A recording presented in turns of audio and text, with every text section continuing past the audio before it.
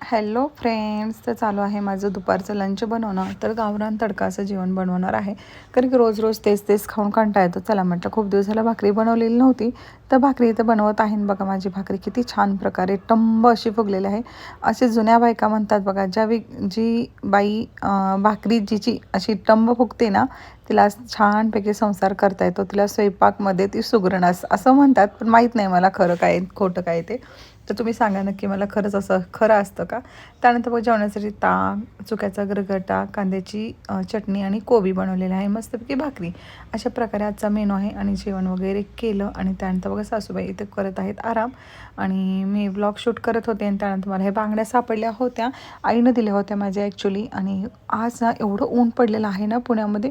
खरं तर ऑक्टोबर आता संपत आलेलं आहे, पण ऊन एकदम कडक कडक जाणवत होतं. घरामध्ये फॅन लावलं तरीसुद्धा गरम खूपच जाणवत होतं. समजत नव्हतं की आज एवढं गरम का वाटत आहे. खरं तर मी ठेचा बनवणार होती, पण गरमीमुळं माझी इच्छा झाली नाही ठेचा बनवायचा.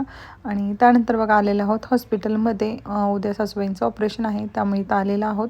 आणि त्यांचं चेकअप वगैरे प्री चेकअप असताना ते केलं आणि त्यानंतर चाललेलं आहोत घरी. आणि अंधार पण पडलेला आहे बघ. चला तर बाय.